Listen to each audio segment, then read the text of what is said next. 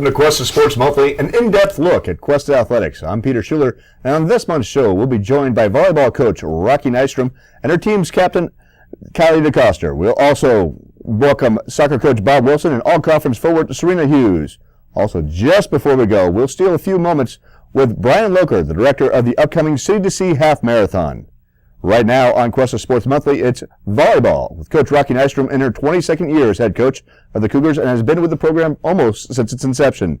She helped the program to a Division II state title in its fourth season, and Decoster is here as one of the team captains. So here we are with Cuesta Volleyball's Roche Nystrom and Kylie Decoster. Welcome both of you guys to Cuesta Sports Monthly. Roche, we'll start with you. Been with the program for 22 years, helped the team to a state title. And just kind of what's happened in those 22 years with the program from that time? You've seen so much. I get that a lot. I have seen a lot, and the game has changed a lot. Since I have been with the program, the game itself has changed in that we have, instead of side-out scoring or serve scoring, we have rally scoring. So every time the ball is in play, someone scores a point. So that is new to the game since I've been playing, or since high school, and I've been involved. We also have a libero, which is a defensive specialist that can play in the back row and go in for anybody in the back row. They can also serve. What else do we have? The let serve is now also in play, so that a serve can hit the net and still be in play. And so some interesting changes. All the games are rally scoring, and the fifth one is now 15 points instead of 25. Now, how has that changed for you as a coach?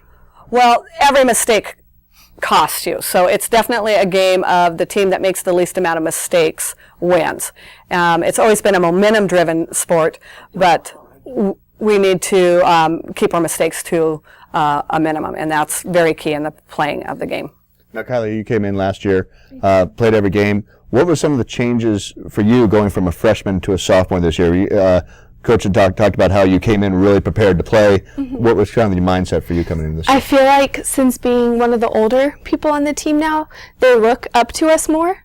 And I feel like we have to have more of a mature mindset, and we have to be calm all the time. And if we're excited, they get excited. But if we're like crazy and freaking out, they're going to be like, oh no, like they're nervous, and I'm nervous too. So I feel like we have to have a totally different attitude and mindset. So your leadership role is kind of to keep everybody calm and calm. Get them excited and always have them ready to play. Now, as an outside hitter, you know, you're out there, you're one of the few left-handers on the team, mm-hmm. especially as an outside hitter. How does that affect the game, just the ability to hit with the left side, or left hand on the right side? You know, I kind of have to not let the ball go too far, or else I miss it, and I have to have the right timing, or else I'm too late or too soon. So I do feel like I have more time to adjust, but at the same time I'm more nervous because I have to hit it at the right time. Well, I mean, it's a big challenge for a lot of players, just especially right now where you're working with two setters. How is that? You have to adapt. You not only have to adapt to them, but you have to adapt to everything else. It's definitely different because one setter sets one way and the other one, and it's not that it's inconsistent, but you have to learn both their styles. So you have to get used to it. Well, you had Faith a little bit last year, and she's a left-hander too, so that helps, right? You have like a little left-hander combination. Yeah, we have our minds think alike. We kind of have a lefty to lefty going on. Now, Roche, this is year 22 for you. Last 6 years, we've landed in third place, and what do you think of this year's team prospects going forward? We have an incredibly tough conference. We have LA Pierce, who's won state in the last couple of years several times. They're in our conference again. Santa Barbara, always very tough. Moore Park, very tough. Ventura, always strong. Again, we're in that battle, and it's the challenge that we always have.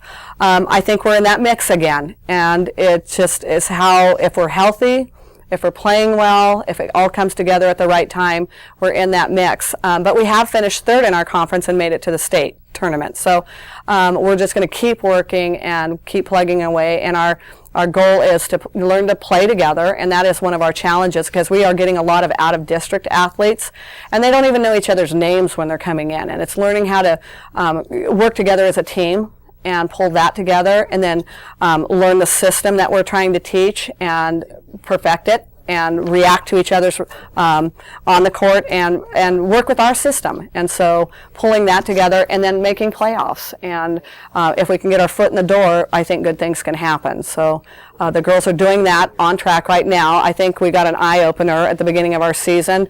We've taken some hits, but they've been ranked teams and they're very strong. And I think some girls have been slow to kind of buy into our system, but now they see why we teach a certain way, and they're buying in and making changes, and some changes are happening. Take all those disparate parts from different areas of the state, basically, and put them together. It is. It takes time. Kylie's one of those people from outside the area, from Wheatland.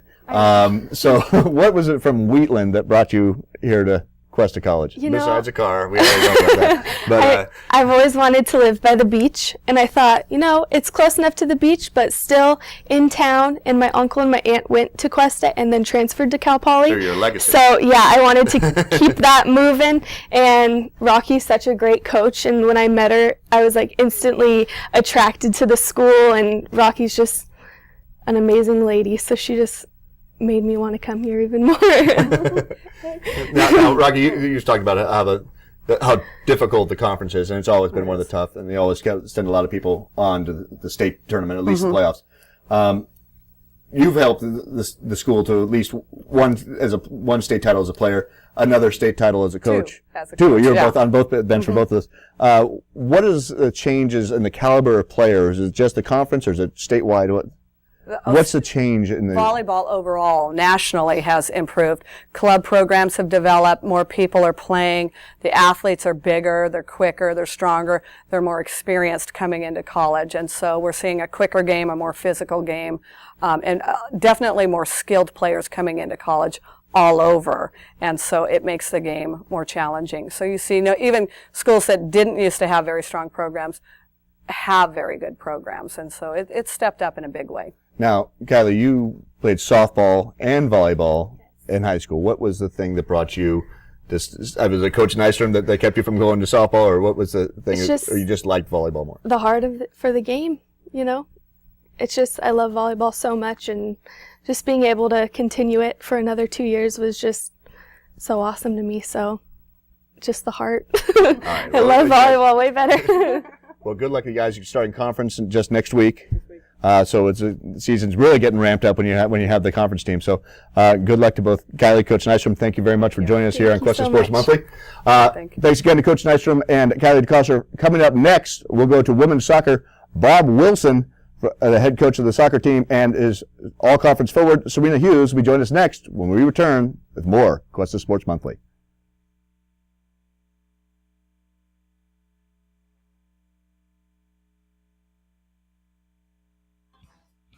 Cuesta.edu. Television, radio, broadcast, communications.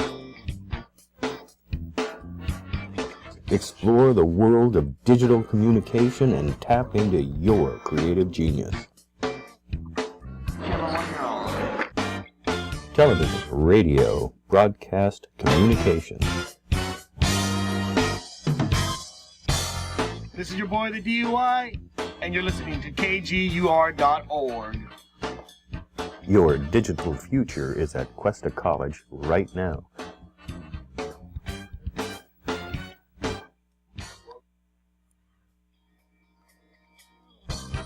Log on to Cuesta.edu now for enrollment dates and class information.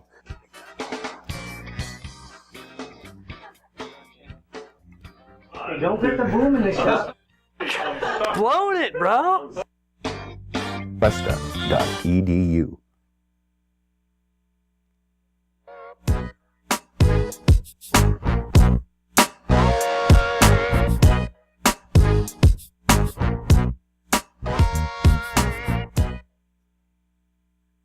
I'm Peter Schuler. We are joined by soccer coach Bob Wilson and all-conference forward Serena Hughes. Welcome, Bob, Serena, to Cuesta Sports Monthly. You guys are off to a fast start this year, winning 5 of your first 6 games. Bob, what's with that early success? What's coming up with that? We have a quite a good talented group this year, and I think we'd actually be undefeated if we were able to keep them all healthy. But we've had some pretty serious injuries, and we just had a a group of balanced speed and talent and positioning and some good backup situation in our keeper position. But we jumped out strong. It was a lot of fun. I haven't done that in a while. But right now we're kind of keeping stuff together with glue and bandages. So. Yeah, sometimes it's been tough the last few years to try and get athletes out here. We've had a little bit of a dearth. What was kind of your early season player search? I know you had a core with Serena back then. We didn't get a lot back from last year's team, and we had a great group come in. We had 15 come in, but we didn't get a lot back from last year, and that kind of hurt us. We had a lot of older group of players last year that was in their second, third year of college, so they weren't coming back. And we had enough to start. We had 17 players to start, but we lost a couple preseason, and we lost the girl the first practice week, and it's been tough. Been a little tough on him out there. Yeah. Now, Serena, you're coming back sophomore season, nice freshman season last year. You guys kind of ended on a high note with a win and a tie your last two games. Yes. What was kind of the things you saw, your hopes coming back for your sophomore year here? For my sophomore? Yeah. Just a new team, new season, new hopes, just starting fresh. It's a good start, and all the girls are great, so we have a lot of hopes for doing a lot better this season. Now, what about for you personally coming back from after experiencing last year? Now, you took a little bit of time off between your high school season and then last year, and do you feel personally that you've made large steps after that time off? Or I'm a lot more mature. I have my priorities straight, and I'm in better shape now, thanks to Coach Bob.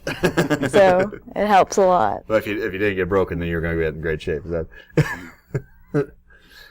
okay? So this year coming back, that layoff, you really feel like you came back and kind of ready to go this year rather than having to work your way back in? It was my choice, yes. A lot of politics are in soccer, but this year coming into it, I really wanted to play, and it's a lot of fun.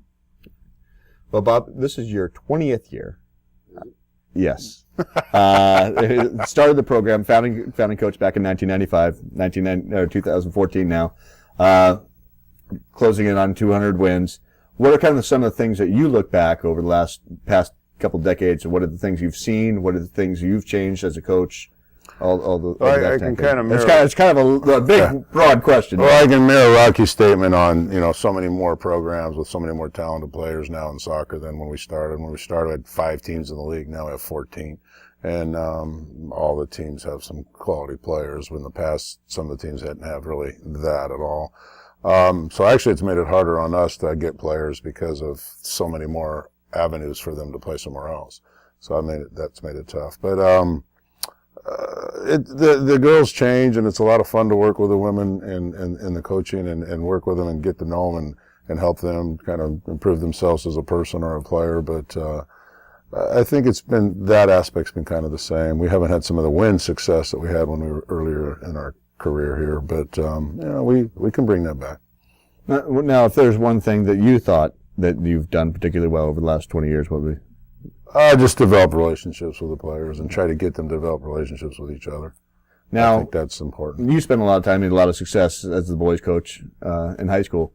Is there a different style that you bring, or you just bring the same style for both boys, high school? Totally different. And I'm actually coaching women high school now, or girls high school now, instead of the boys. But you can't really yell at the girls in a real hard way, or they don't really work too well with that. So we try to keep it kind of more of a professional, this is what you need to do rather than this is what you've done kind of thing.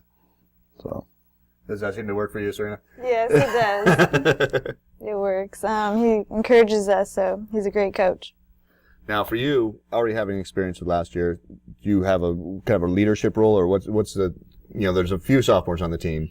What's kind of how do you guys bring in that new group into the fold here? We're all kind of the same personality, all of us. There's a few others that lead a little more, but everyone just kind of respects each other and encourages each other. Right now we don't have a specific leader, but they're emerging right now, so we'll see. Yeah, we're waiting.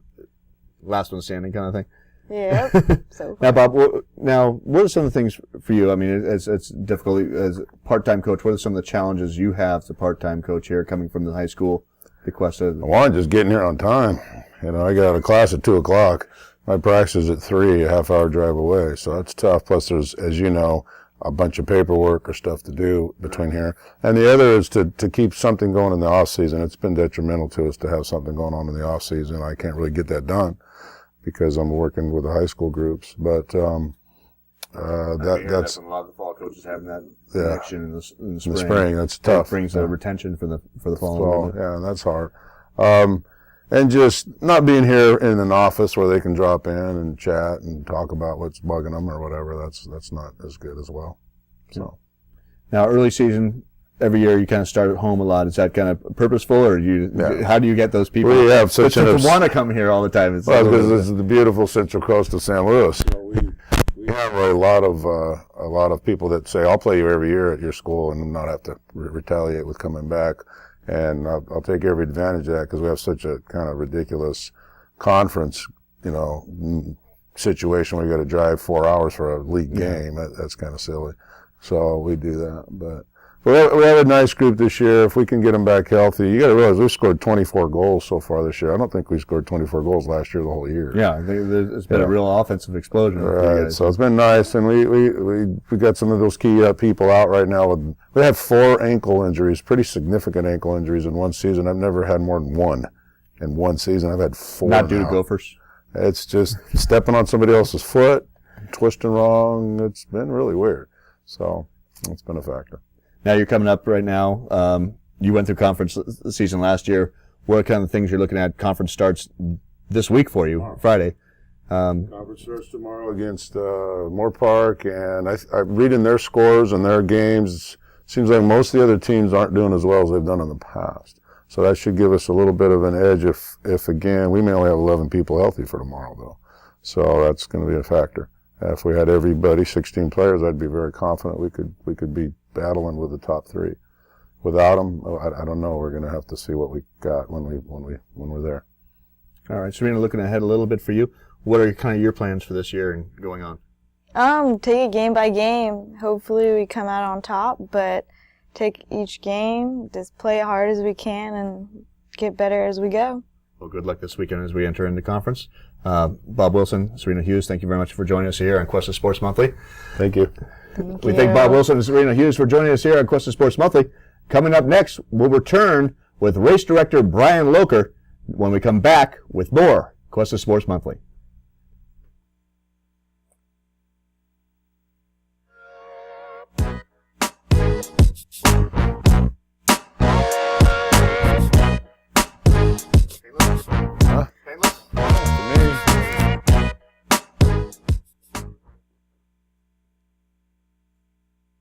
Communication. Explore the world of digital communication and tap into your creative genius. Television, radio, broadcast, communication. This is your boy, the DUI, and you're listening to KGUR.org. Your digital future is at Cuesta College right now.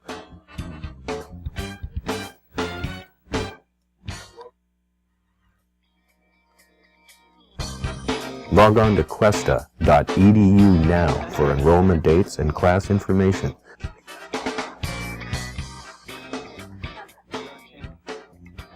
Don't hit the boom in the shot. Blown it, bro. Cuesta.edu.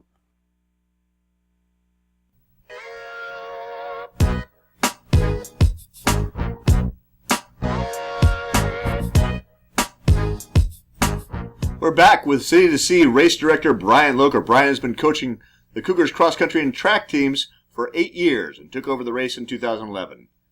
Brian, welcome to Cuesta Sports Monthly. City to Sea coming up.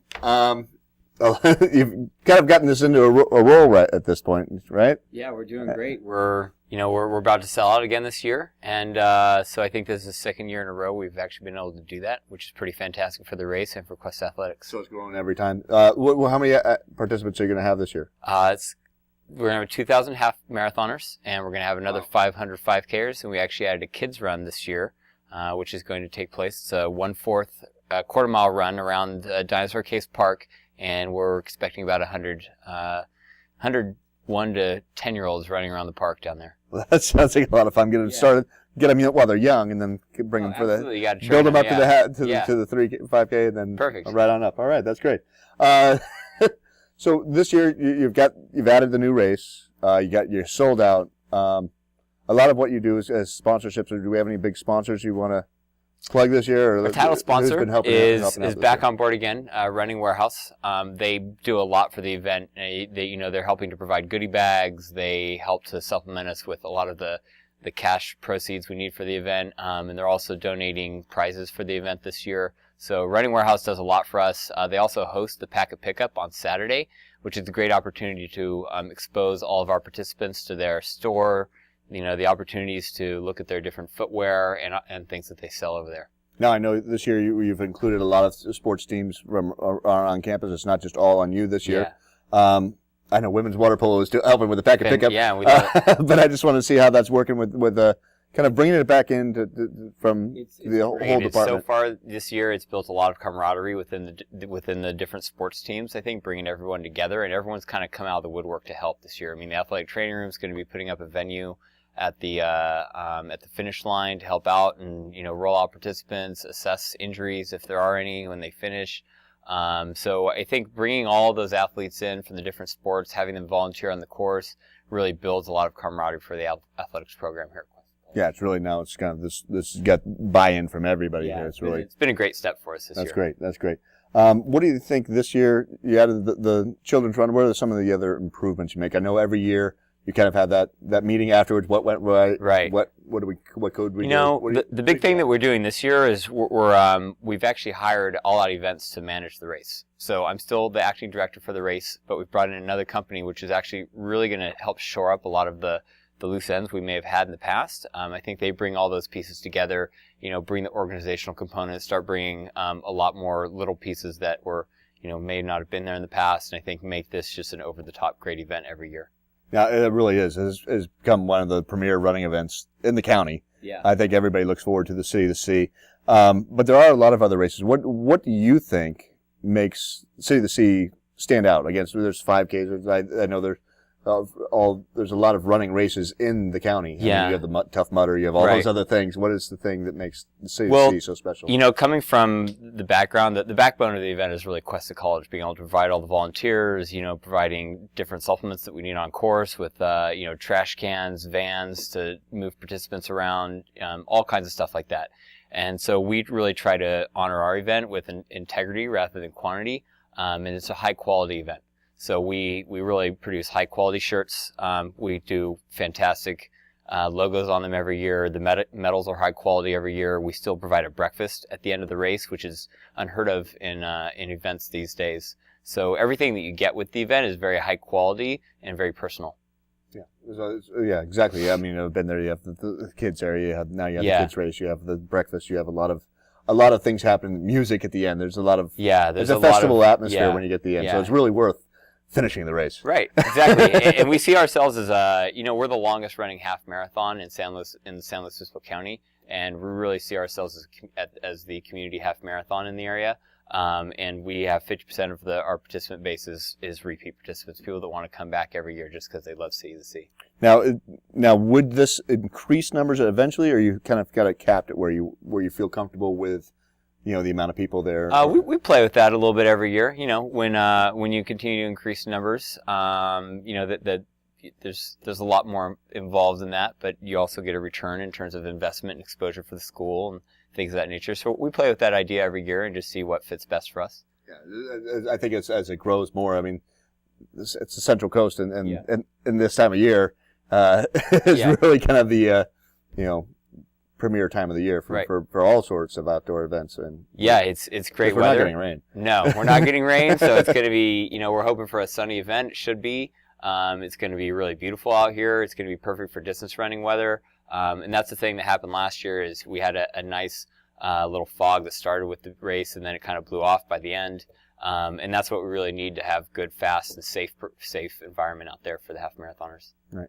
So now you do the City to See, but you've also started your own race, the Castle of the Coast. Do you want to talk a little bit about that? That's more of just for the cross country. Yeah, Castle Coast we put on as an opportunity for the cross country team to get back more money. So there's a portion of the proceeds donated from Castle to Course, and it's probably the most beautiful course in the area. So we run from San Simeon down the coast to Cambria, all along Highway 1. So there's ocean views the whole time. It's very low key. Which is also very key. Yeah, exactly. I know people love it. It sells out in like a week, so it's fantastic. We love putting it on, and I'm excited to do it again this year. And when does that race go on? That takes place this year. Should be January 17th, Saturday, January 17th. So everybody can start working off their holidays. Yeah, exactly. Get back I out there. know. I like to use City to Sea to kick off the race, so we open up registrations for Castle to Coast right after City to Sea, and let people get in there and register and kind of compile those two events together and do quite a bit with that. So you're sold out right now for We're not sold out yet. No, not sold out yet. No, Okay. we still have registrations open. We're still looking for, we've got up to 2,000 people in the half marathon that have signed up. So we're going to be able to do a little bit more than that this year. We've gotten the permission to do that, and so we've still got about 200 places still in the half marathon and another 150 or so in the 5K. And where's the best place for people to go and sign up for these races? citytothesea.org. Okay. citytothesea.org. Okay, so it's not the numeral to it. It's all spelled out. Yeah. So. Okay, so they can go sign up for both the shorter race and the half marathon. Yeah, the half marathon, the 5K, and the kids run are And all the kids available race. to sign up on citytothesea.org. All right, so we can get the whole family in there. and Yeah, stuff like that. we hope to have them all. All right, so and the date we have for the City to Sea this year is So packet pickup is going to be on Saturday, October 11th, and race day is going to be Sunday, October 12th. I meet downtown San Luis and Downtown San Luis, all the way out to Dinosaur Caves Park and Pismo Beach for the half marathon, and 5K. It all takes place at Dinosaur Caves. always a fantastic event. That concludes it for today's edition of Cuesta Sports Monthly. I'd like to thank Race Director Brian Locher from the City to Sea for joining us. Please remember to stay up to date on all Cuesta athletics. Visit the Cuesta Athletic website for information on all of Cuesta's athletic teams. I'd like to thank today's guests, Rocky Nystrom, Kylie Decoster, Bob Wilson, Serena Hughes, and Brian Locher. By and at Cuesta College by the Cuesta Broadcast Communications Department as part of the Cuesta TV project. Check out Channel 19 all year long for this show as well as ongoing broadcasts of other Cuesta College events. I'm Peter Schuler, and for all of us here at Cuesta, thanks for watching and thank you for your support of Cuesta Athletics.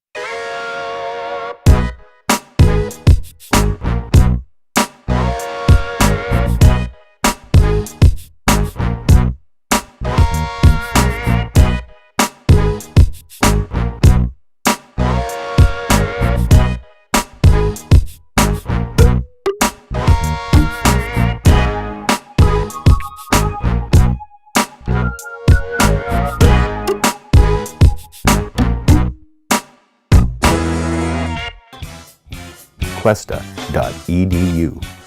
Television, radio, broadcast, communication.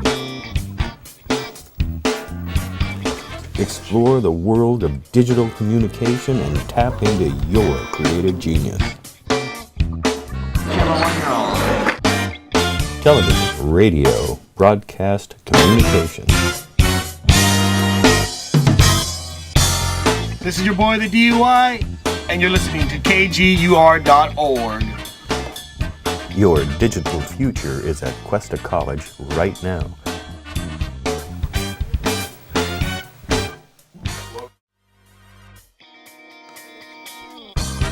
Log on to Cuesta.edu now for enrollment dates and class information.